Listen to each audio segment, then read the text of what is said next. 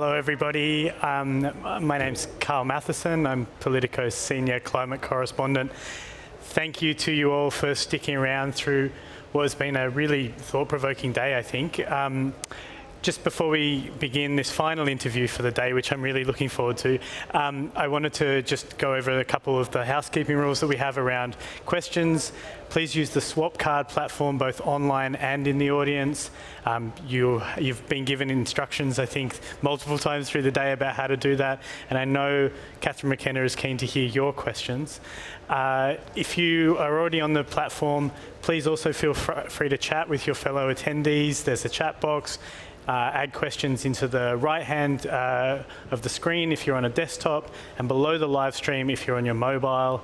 And as I said, if you're joining us in person, you can ask your questions via swap card by scanning the rotating QR code on the screens. Now, excuse me, I'll just bring up my notes. Thank you.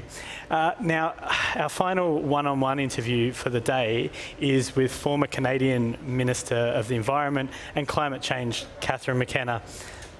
McKenna now leads a high-level task force set up by UN Secretary-General Antonio Guterres to tackle greenwashing, which, as Aitor pointed out, has a bit of a mouthful of a name, but I would call it, maybe the unofficial title could be the UN's Climate BS Detectors.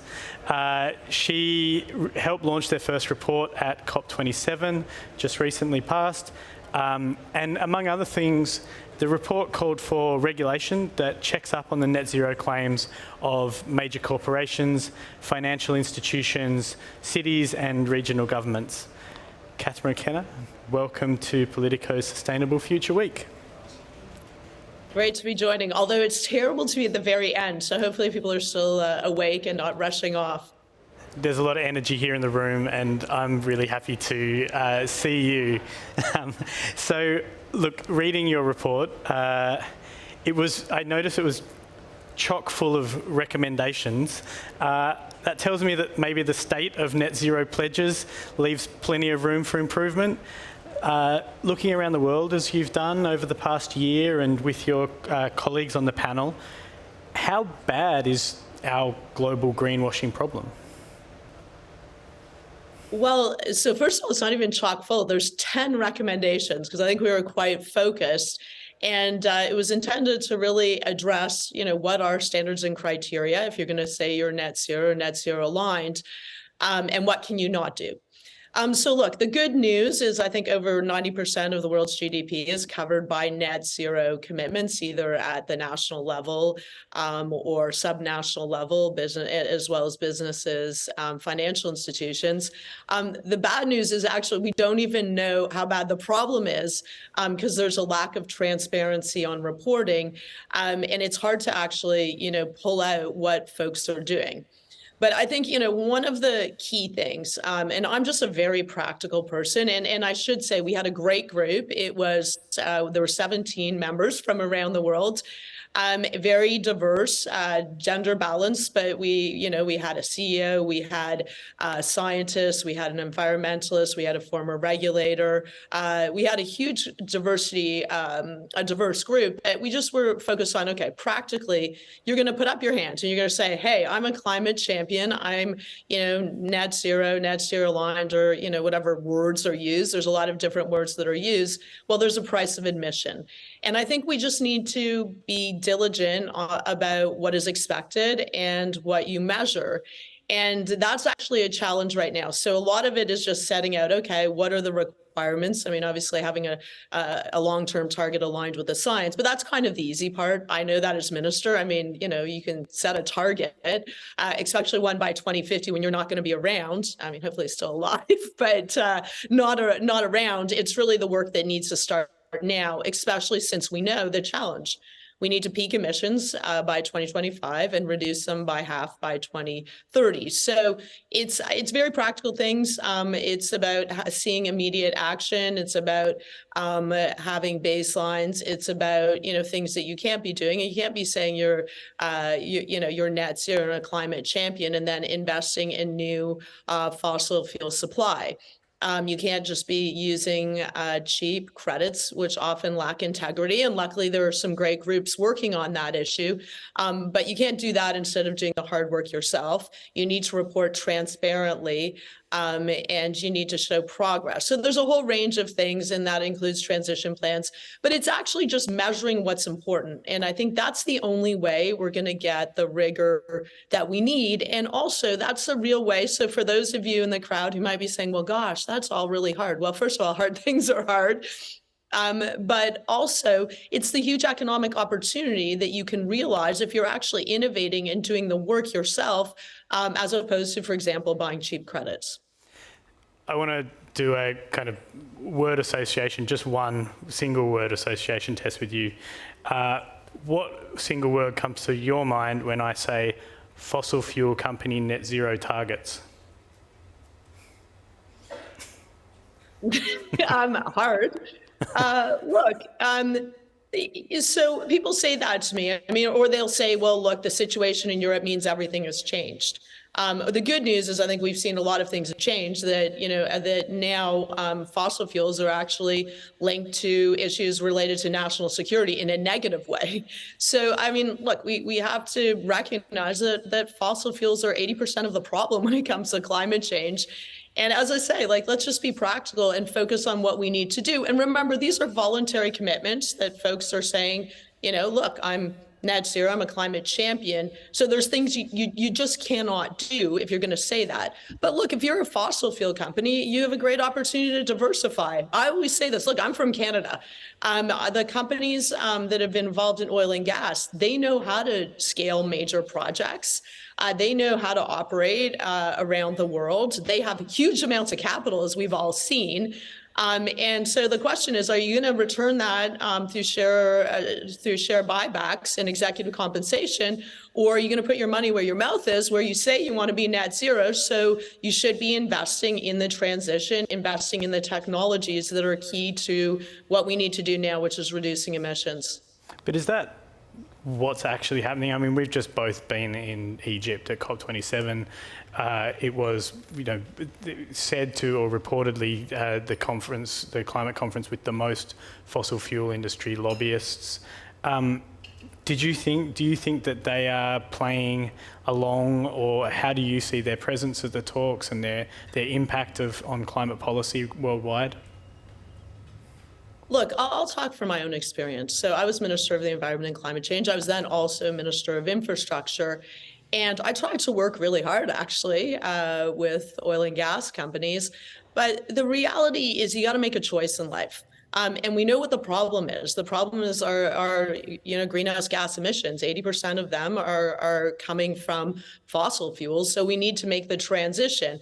It is strange and actually not really acceptable to have huge numbers of fossil fuel lobbyists in a COP when you can't even have the environmentalists in the elite zone. So I do think that's a problem. And I wish that there was more of a recognition about the need to really accelerate the transition, as opposed to dragging feet. And I think, look, in my own country, I mean, you see that there's been huge profits made by fossil fuel companies because of an illegal war, not because of some brilliance, but because of an illegal war. And that money is not being invested into the innovation that's needed and the solutions that they say that are required to meet net zero. And in fact, requests are being made for more subsidies. And if that was any other industry, I think it would be a problem. And it is a problem right now with the industry that actually really needs to be part of the transition. And that's just the facts. That's just the science. It's not something that the expert group that came up with. It's actually what the science requires. We need to phase out fossil fuels. And I mean, a lot of attention is put on COPs, and I think that's important, although they can disappoint, they can break your heart. But every single day, every country needs to be making progress on their targets, and we need to see business, financial institutions doing it too. And there is a lot of progress, because I don't like being Debbie Downer. I see a lot of companies making good progress, financial institutions, asset owners, really making a decision that they're going to invest in clean, because that's where we need to go, but that's also where the huge economic opportunity is, and there's a huge risk of not doing that. But unfortunately, we aren't seeing that movement from most fossil fuel companies. And that's a problem, because it's a problem because climate change is a problem. But that's also a problem because they're not really future-proofing themselves at all. Because we need to accelerate the transition. It's happening, but it's going to happen with or without them. And I think that you're seeing this. You're seeing this movement. Financial institutions are clearly critically important. They will decide where they invest their money. People will decide who they will support, how they will invest their dollars, and young people are deciding with their feet who they're going to work for. On the issue of, more broadly speaking, and financial institutions and companies around the world, they've been obviously doing a lot of lifting internally to even convince win the battles internally to set, say, a net zero target for 2050. However believable or not, however rigorous or not, is there a risk calculation that you're making in terms of then coming to them and saying, actually, the price of emission is much higher, that you'll simply drive those companies away from this, from the tent, you'll drive these companies out of the tent altogether? Well, so, I think our group thought about this, but first of all, the science is the science.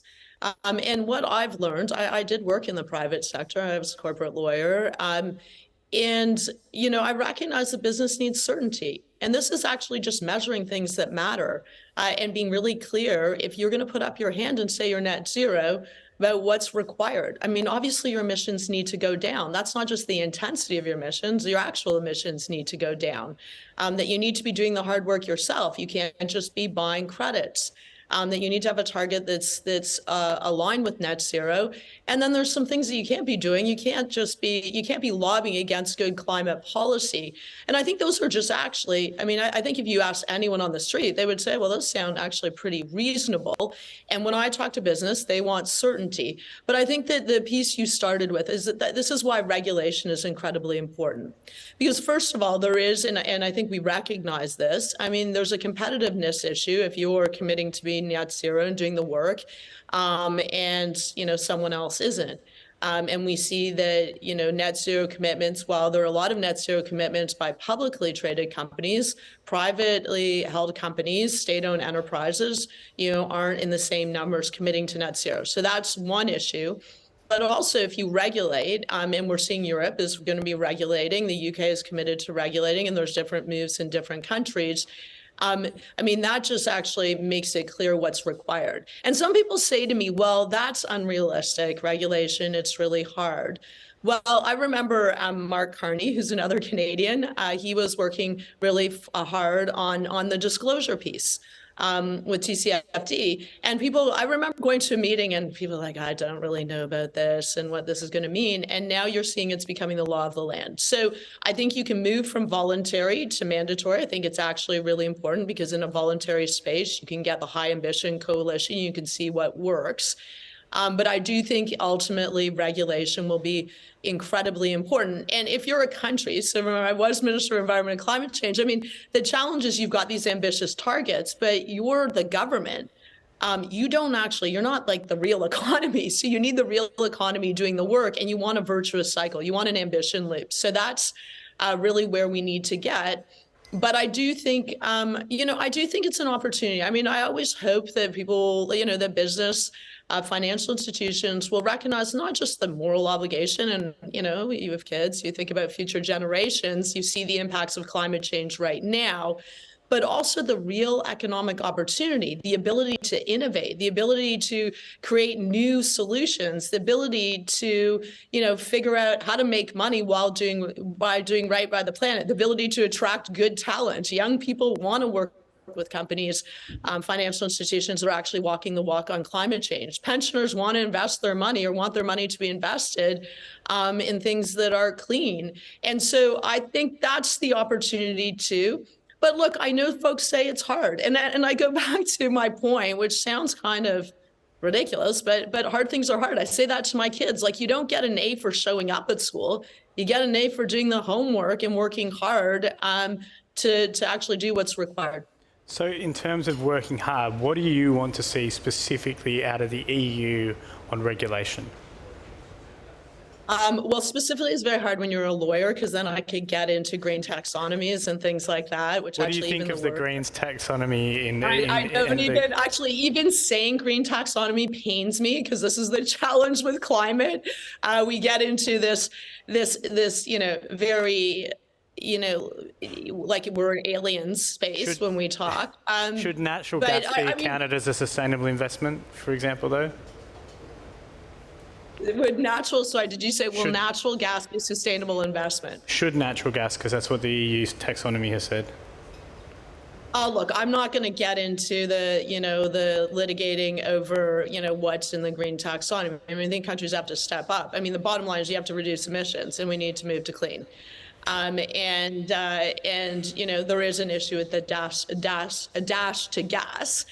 We saw, we thought about that hard when we were regulating in Canada.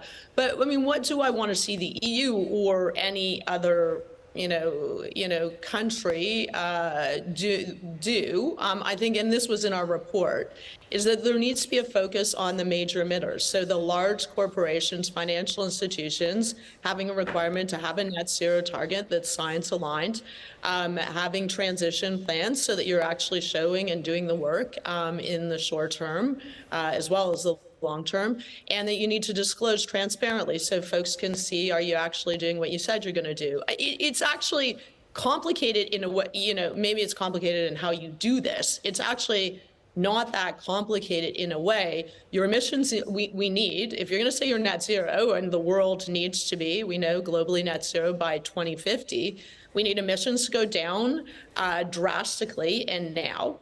And we need money to move from dirty to clean at scale right now. So those are the things. And I mean, of course, there's a just transition underlying that. And that's really important. We got to think about people. We've got to think about communities.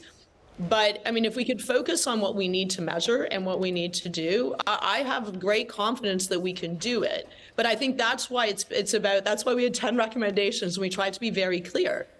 This is what is required, because I think one of the challenges was it wasn't even clear to folks who were signed up for things what they were required to do. We're nearly out of time, Catherine, but I wanted to just get a sense of you've delivered your report. What is the next step? Because we now need to sort of put more flesh on these bones, I suppose. Where do you see the next year going in terms of this, building the rigor into this system? Well, I mean, I think a number of things need to happen. And many of the folks in your audience are probably members of, they probably joined the Race to Zero, the Science Based Target Initiative, or GFANS. I mean, the idea is hopefully they, adopt these criteria. I think we need a high ambition coalition of leaders. When I brought in, when we worked on carbon pricing in Canada, the way we were able to land it, it was great that environmentalists were supporting us, but we actually needed business. So I went and recruited a high ambition coalition, and we got an unusual coalition of business financial institutions that actually believed in carbon pricing. So I am going to work hard on that. The folks that really want to do the work and recognize this as an economic opportunity, a risk not to do it, and actually something that we need to do for our planet's sake and the future for our kids. And then there's the regulatory piece. And these all move together. And, that's going to be something I'm working on. I also run my own business, so I have to do this as well. This was a little bit of a labor of love, but I think it's something important because it's just about bringing rigor. And I realize this when you're in the position of being in government, you have a target, and every year we have to report on it. And sometimes it's very hard. If you're in Canada with a resource largely, or not largely, but a large resource-based economy, including relying on oil and gas, trying to figure out how to get your emissions down across all sectors, but including sectors that are critical to your economy, it's a lot of work. So I think everyone just needs to do the work, and then we can do this. Because otherwise, it's interesting because right after this, I'm doing an interview of Kim Stanley Robinson. So if you haven't read his book, I encourage you to read Ministry for the Future. So this is like right after this. And sometimes I put my head in my hands and I was like, what is wrong with us? Like, no wonder kids are in the street, because we know what the problem is and we know most of the solutions. But the more we take time to move down the road we need to go, the harder it is. And the greater the negative impact. And so it just makes sense for us to just get on with things, do what we need to do, measure it, be transparent, and really focus on the economic case, the risks of not acting. And then in my case, like my kids every day, they say, did you do something for the planet? And so that also motivates me. So hopefully that's what motivates folks in your room too. Catherine McKenna, thank you so much for joining us. I really appreciate your thoughts, and I think we're all benefiting from your hard work. So thank you so much for that. It's been an absolute pleasure talking to you. Great. Thanks. I think so much of the work that we do as journalists here is on climate change is reporting on these targets and whether one country or one company is going to set one target or another. So it's really, really critical that now we're seeing more rigour being put into this system by people like Catherine. So we're really pleased to have been able to use this interview to close our day. Thank you so much to all of you for joining us on site and also online. I absolutely have to thank our sponsors as well, the leading partners for this event, Coca-Cola in Europe, GE, SQM, the presenting partners, Braxem, CFIC, Google, MAN Truck and Bus, Orsted, PepsiCo, PGE, and the networking partners, Chiesi and 3M. So thank you to them for making it possible. And to all of you who are on site, we're going to finish now with a drink, a cocktail, and there's an art fair here with the art of Janina Rossiter. So we'd be glad for you to all join us, please, for a drink, and also to welcome you back tomorrow, I hope, 9:30 a.m. for a really important and keynote interview with the IEA Executive Director Fatou Birol, moderated by my colleague America Hernandez, who's our energy reporter at Politico. So thank you so much to all of you, and we'll speak again tomorrow.